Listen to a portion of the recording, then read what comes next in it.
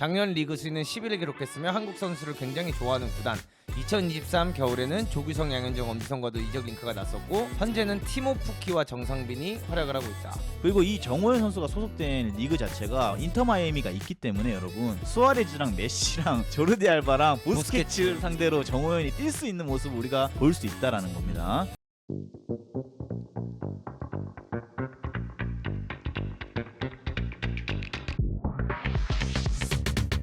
광주FC 프랜차이즈 스타 정호연 미네소타로 간다라고 합니다. 그래서 광주FC 프랜차이즈 스타 정호연이 미국 메이저리그 사건 미네소타 유나이티드로 향합니다. 그래서 광주FC 측은 구단과 정호연이 맺은 이적 보장 최소 금액인 100만 달러, 하나로 약 15억. 그러니까 이게 무슨 말이냐면 바이아웃입니다. 바이아웃 15억을 미네소타가 질렀기 때문에 이게 충족돼서 이제 이 선수는 미네소타 측이 연봉이나 옵션 등 세부 조건을 논의하고 있는 상황이라고 밝혔고요. 현재 지금 광주FC가 전지훈련자 태국에 머물고 있는 상황이라서 정호연은 이제 곧 조만간 귀국해서 이적 절차의 마지막을 밟을 것으로 전해졌다. 그래서 2022년 K리그2 광주FC에서 첫 프로무대를 밟은 정호연은 팀의 K리그1 승격 1등 공신으로 2023년에는 K리그1 영플레이상에 선정되었습니다. 핫한 커리어네. 그래서 뭐 어쨌든 이 선수가 미네소타라는 팀에서 바이아웃을 지르게 되면서 어떻게 보면은 더 이상 광주FC에서는 이 선수를 잡을 수가 없게 된 거예요. 근데 정호연이 정상빈이 있는 팀으로 가는 거야? 아니지? 맞아요. 아 같은 팀이야? 네, 맞아요. 오, 이건 좋네. 네, 그래서 한국인 선수가 이미 이 팀에서 잘 적응하고 뛰고 있기 때문에 어떻게 보면 정호연 선수가 가서도 처음에 좀 영어나 언어적인 문제 이런 문제 어려울 수도 있는데 정상빈 선수랑 같이 생활을 하면서 좀 빨리 적응할 수 있는 계기도 될 것 같습니다. 둘이 친구인가? 그것까지는 정확히 모르겠어요. 나이가 근데 어려요. 정호연이 더 어린가? 아니겠지? 둘이 비슷한 것 같은데. 정상빈 선수가 나이가 좀 더 조금 많을 더 한두 거예요. 살 많겠지? 네, 정호연 선수가 2000년생입니다. 그래서 일단 이 팀에 대해서 뭐 간단한 정보를 여러분들에게 좀 말씀드리자면 일단 이 팀의 감독 이름은 뭐 에릭 램지라고 합니다. 램지라고 읽는 거 맞나? 램세이? 되게 어리네. 네, 램세이라는 감독이고. 에릭 람세이. 에릭 람세이고 그다음에 나이는 92년생이요. 92년생이에요. 엄청 어리고 좋은 감독인 것 같아요. 그리고 UEFA 프로 라이센스를 갖고 있고 웨일즈 국적을 가진 감독입니다. 그래서 뭐 이 사람의 뭐 모스트 포메이션은 이제 5-3-2라고 나와 있는데 경기 때마다 좀 다른 것 같아요. 그리고 이 사람의 뭐 감독 이력을 보시면은 스완지 시티 U18세 팀에서 매니저로 시작을 해서 그다음에 어딘지 모릅니다. 여기 한 3부 리그 정도 될 거야. 네, 아카데미 매니저. 그다음에 이제 슈스버리에서 어시스턴트 매니저, 성인 팀의 이제 코치까지 갔고 그다음에 수석 코치죠. 그다음에 첼시 언더 23 에서 그다음에 수석 코치도 하다가 이제 맨체스터 유나이티드에 이거는 뭔지 인디비주얼 코치, 개인 코치. 선수들이 예를 들어 공격수들을 좀 훈련해야 된다면 그 선수를 개인적으로 훈련시켜주고 약간 이런 거 했던 것 같은데. 네, 약간 그런 유형의 코치를 또 맨유에서 2년에서 3년 정도 했고 그다음에 웨일즈 국가대표팀 수석 코치까지 올라가 버립니다. 야, 근데 이 사람도 그냥 축구 일찍 그만두고 어렸을 때부터 그냥 코치를 했네. 그죠. 13-14 시즌이면 이 사람 나이가 지금 92년생이면 손흥민 선수랑 동갑이에요. 그럼 그러니까 13-14 20대 초반에 벌써 20대 초반 때 18세 감독을 했던 거네. 뛰어든 거예요. 와, 나랑 되게 비슷하게 떨어졌는데 얘는 왜 MLS가 있고 나는 왜 아직 방송하고 있냐? 근데 난 여기 이력에서 그러니까 이게 국적이 문제라니까. 근데 이력에서 좀 신기한 게 첼시 언더 23까지는 그래 이해해. 감독이 아니라 코치잖아요. 그리고 그다음 맨유로 들어가고 바로 웨일스 국대 수석 코치로 가는 거 좀 신기한 이력이긴 합니다. 저도. 아니, 가능하죠. 그러니까 이 나이 때부터 감독을 했으니까. 저도 절 19살 때 18세 팀 감독했잖아요. 저도. 그 코린티안 캐주얼스 감독하고. 근데 여기는 그다음에 스완지잖아. 서튼 유나이티드. 서튼 유나이티드 가가지고 플레인 저도 코치였습니까? 플레인 코치 했고 그러면서 저도 사실 그 길을 걸어가고 있었어요. 그 당시에 UEFA B 땄고.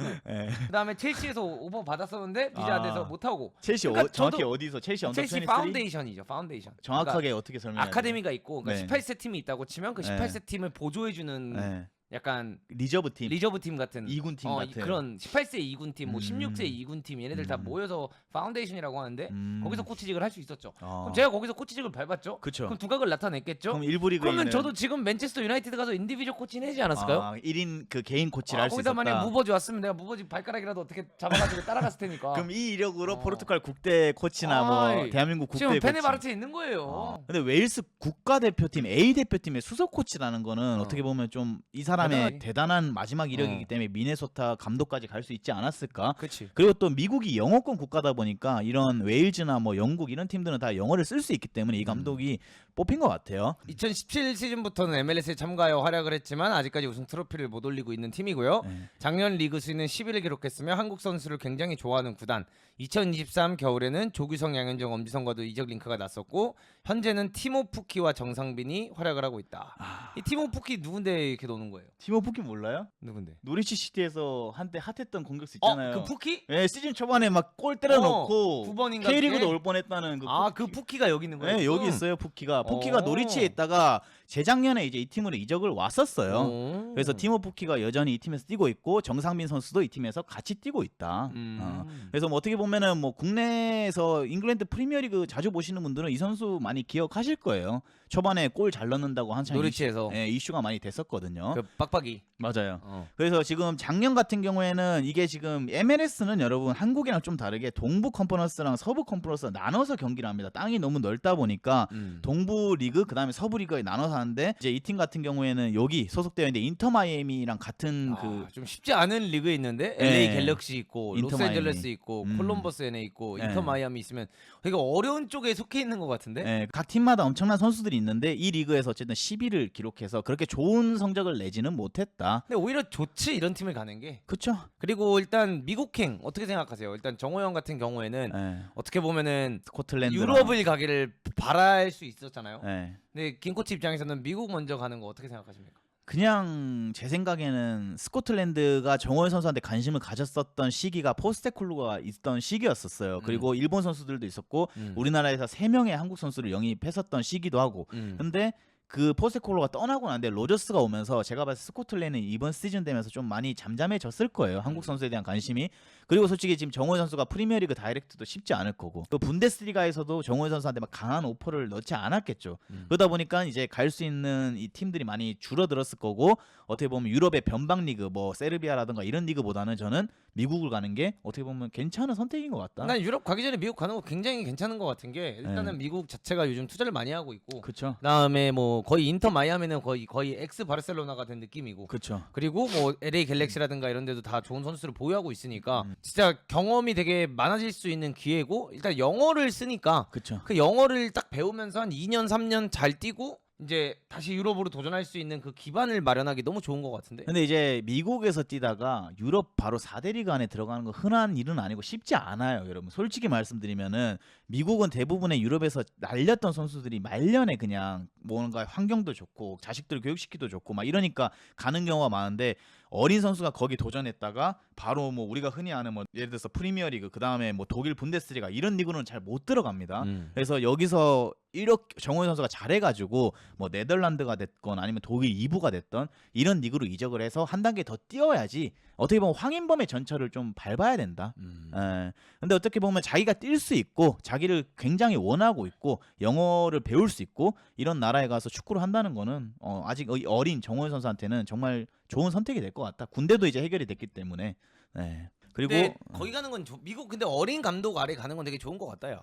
이 사람이 어떻게 보면은 이 나이에도 이 감독을 할 수 있다는 거는 엄청나게 똑똑한 머리를 갖고 있다라는 게 보여지고 그래서 이 팀 선택은 나쁘지 않은 것 같아요. 그래서 지금 현재 이 MLS에 뭐 어떤 스타 플레이어가 뛰고 있냐 했을 때는 뭐 벤테케도 있고요. 그 다음에 지금 화면에 보이시는 것처럼 수아레즈, 리오넬 메시, 그 다음에 부스케츠. 그다음에 조르디 알바 이런 선수들이 지금 현재 예들린까지 여기 보이죠. 예들린은 뭐 FM 하시는 분들 많이 아는 선수이실 건데 이런 선수들이 지금 미국에 있는 상황이기 때문에 여러분 미국 리그도 어떻게 보면 정호연 선수한테 정말 좋은 경험을 쌓을 수 있는 저는 무대가 될 것 같아요. 그리고 우리나라 역대 선수들 명단을 보면은 일단 1호로 홍명보 감독님이죠.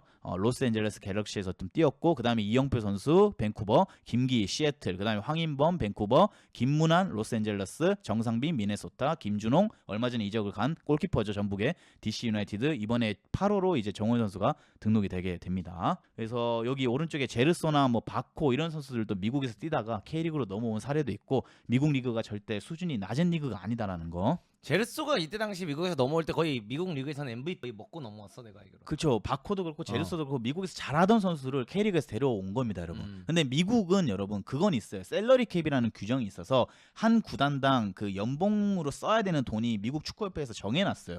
그러다 보니까 K리그에서도 이런 제르소 같은 선수를 영입할 수 있었던 거는 그런 셀러리 캡 조항 때문에 제주가 살 수 있었고 울산이 바코를 데려올 수 있었다. 그래서 여기 지금 7명의 MLS를 경험한 선수들을 보면 일단 홍명보 감독님이나 이영표 선수는 김기희 선수까지는 뭐 시즌 약간 자기의 커리어 말미 도전을 하러 마지막 그냥 유정의 미를 거두러 간 느낌이었고, 황인범 선수가 어떻게 보면 선구자죠. 어린 나이에 먼저 그냥 나가가지고 부딪혔고, 그다음에 김문환 선수도 부딪혔고, 정상빈, 김준호 선수도 지금 현재 계속해서 어린 나이임에도 나가서 부딪히고 있는 선수들이다. 네. 근데 벤테케는 이 어릴 때 엄청 스포트라이트를 많이 받았는데 지금 MLS에 있는지 좀 몰랐었어요 원래 처음에. 근데 벤테케도 지금 나가서 활약을 하고 있더라고요. 아마 이제 이 선수도 나이가 좀 있다 보니까 말년을 보내러 간 게 아닐까. 유일하게 이제 우승 트로피 들어올린 선수가 한 명 있습니다. 김기희 선수가 미국 가서 우승 트로피를 들어올렸다라고 하더라고요. 시애틀에 약간 말미에 참가해서 그냥 트로피를 들어올렸다라고 하더라고요. 근데 진짜 김기희 선수도 보면은 저런 거 보면 진짜 트로피 잘 단다. 그러니까 트로피 수집가예요. 가는 팀마다 다 우승하잖아요. 우승 청부사예요. 그러니까 동메달도 따, 군면제도 받아. 울산에서도 지금 들어올린 트로피가 몇 개예요. 그 다음에 여기 시애틀 가서도 트로피 들어올리고. 그래서 가장 최근에는 작년 시즌에는 이제 LA 갤럭시에 있는 그 요시다가 또 우승컵을 들어올리기도 했었습니다. 네, 아무튼 뭐 이렇게 이제 정호연 선수 이적에 대해서 좀 얘기를 나눠볼 수 있었습니다. 전 좋은 이적 같습니다. 그리고 이 K리그 뛰는 것보다는 네. 나는 이렇게 도전하는 게 더 맞다고 봐, 전 아예. 그리고 이 정호연 선수가 소속된 리그 자체가 인터 마이애미가 있기 때문에 여러분, 수아레즈랑 메시랑 조르디 알바랑 보스케츠를 상대로 정호연이 뛸 수 있는 모습을 우리가 볼 수 있다라는 겁니다. 그리고 정상빈 선수도 여기 가서 나름 골도 잘 넣고 있고 경기도 많이 출전하고 있어서 아마도 정호연 선수를 영입하게 된 데는 정상빈의 활약도 이 감독이 한국인을 좋아하는데 많이 관심을 가지게 되는데 결정적인 요인이 되지 않았을까. 네, 왜 해외 감독들이 한국인을 안 좋아할 수가 없는 게 다 너무 열심히 하고 진짜 최선을 다해서 하잖아, 한국 선수들이 보면. 그쵸. 그러니까 그 약간 이거 시키면 이거 하고. 그러니까 안 좋아할 수는 없는 것 같아, 내가 봤을 때. 대부분의 선수들이 성실하니까. 성실하고 다 빠르고 그다음에 기본기가 워낙 탄탄하고 이런 느낌이 있기 때문에. 근데 난 정호연 선수한테는 그건 있어요. 지난 예전 방송에서 한번 말씀을 드린 적이 있었지만 이 정호연 선수가 키가 그렇게 큰 선수가 아니에요. 일단 뭐 프로필상에는 뭐 178,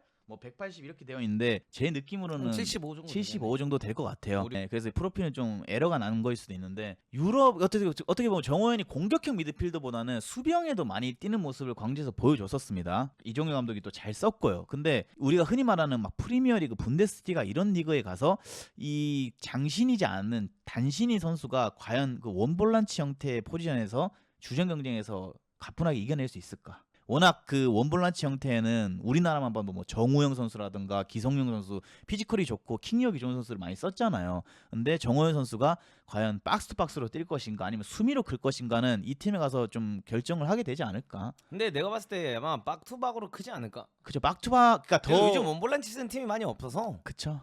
더 높은 리그로 가려면은 박투박으로 뛰어야 된다라고 저는 생각을 해요. 키도 있고 이런 피지컬적인 문제가 있기 때문에.